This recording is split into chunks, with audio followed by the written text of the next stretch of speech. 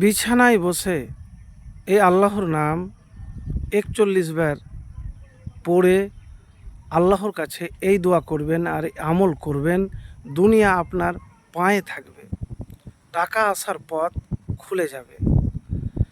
প্রিয় ভাই, আমি এমন একটি আমলের কথা বলবো, যে আমল যদি করতে পারেন তাহলে দুনিয়াতে যে আপনার শত্রু আছে, নিজের ঘরের বাইরে গ্রামের শত্রু আপনাকে পরাজিত করতে চাইছে, বিপদে ফেলতে চাইছে, সে কিছুই আপনার ক্ষতি করতে পারবে না।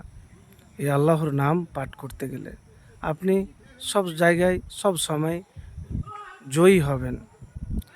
তো সেই আল্লাহর নাম হলো ইয়া হাইয়ু ইয়া কাইয়্যুম। ঘুমানোর আগে ৪১ বার পড়বেন। এবারে বলবেন যে এর চাইতে বেশি, আপনি এর চাইতে বেশিও পড়তে পারেন, কমও পড়তে পারেন, কিন্তু নিয়মিত পড়তে হবে। আপনি যতবারই পড়েন, তো ৪১ বার আপনি পড়বেন নিয়মিত। ইয়া হাইয়ু ইয়া কাইয়্যুম এই এমন একটি দোয়া, আল্লাহর পবিত্র নাম, এই দুইটি নাম, যে আল্লাহর নাম নবীজি সাল্লাল্লাহু আলাইহি সাল্লাম বদরের যুদ্ধের দিন সিজদারত অবস্থাতে শুধু পাঠ করেছিলেন। আলী রাদিয়াল্লাহু তাআলা আনহু বলেন, আমি রসুল সাল্লাল্লাহু আলাইহি সাল্লামের কাছে এলাম যে আল্লাহ রসুল কী করছে দেখব বলে। তখন নবীজি সাল্লাল্লাহু আলাইহি সাল্লাম সিজদারত অবস্থায় বলছেন ইয়া হাইয়ু ইয়া কাইয়্যুম, এর বেশি কিছুই বলছেন না। আমি চলে গেলাম, আবার এসে দেখলাম যে নবীজি একই কথাই বলছেন। আবার চলে গেলাম যুদ্ধতে, ফের যুদ্ধ থেকে শুনতে পেলাম যে রসুলুল্লাহ সাল্লাল্লাহু আলাইহি সাল্লাম জয়ী হয়েছেন, আল্লাহ তাকে বিজয় দান করেছেন। তো শত্রু মানুষের জীবনে থাকবে ভাই, এমন অনেক মানুষ আছে, তো আপনাকে ফেলার চেষ্টা করবে। তো আপনি আল্লাহর নামটি বেশি বেশি পড়বেন, আমল করবেন। তারপরে একটি দোয়ার কথা বলবো, এটা আমার কোনো বানানো বা ব্যক্তিগত দোয়ার কথা বলবো না আপনাকে।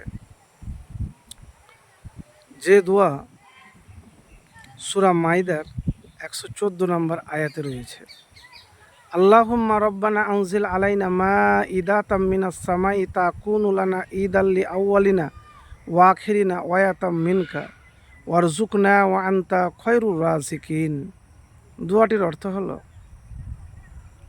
হে আল্লাহ, হে আমাদের রব, আসমান থেকে আমাদের প্রতি খাবারপূর্ণ দস্তরখান নাজিল করুন, যা আমাদের জন্য আনন্দের কারণ হবে, আমাদের পূর্ববর্তী ও পরবর্তীদের জন্য, আর আপনার পক্ষ থেকে এক নিদর্শন হবে।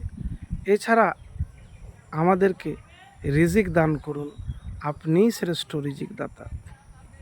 তো প্রিয় ভাই, এই দোয়াটি একবার পড়বেন, তার আগে দুরূদ শরীফ পড়বেন। তো যদি এই দোয়াটি পড়তে পারেন নিয়মিত, আর দিনের বেলায় পরিশ্রম নিয়মিত করতে পারেন আল্লাহর নাম নিয়ে, আল্লাহর প্রতি ভরসা রেখে, দেখবেন টাকা আসার পথ খুলে যাবে, দুনিয়া আপনার পায়ে থাকবে। কিন্তু আপনাকে সৎ থাকতে হবে, মুত্তাকি পরহেজগার হতে হবে, সব দিক দিয়ে পবিত্র হতে হবে, তাহলে দোয়া এবং আমল কবুল হবে। তো প্রিয় ভাই, একবার আমল তো করেই দেখুন, ইনশাল্লাহ ফলাফল পাবেন।